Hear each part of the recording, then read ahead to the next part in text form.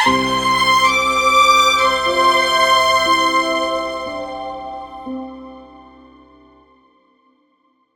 മിശിഹായ്ക്ക് സ്തുതിയായിരിക്കട്ടെ.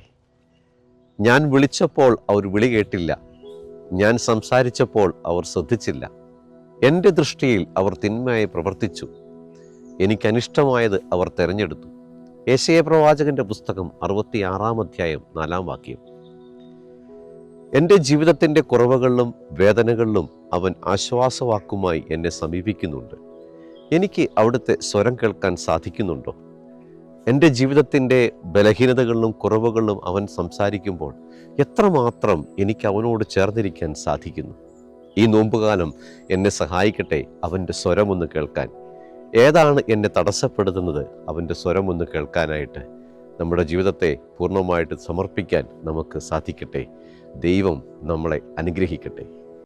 പരിശുദ്ധ പരമദിവ്യ കാരുണ്യമേ, എന്നേരവും ആരാധനയും സ്തുതിയും പുകഴ്ചയും ഉണ്ടായിരിക്കട്ടെ.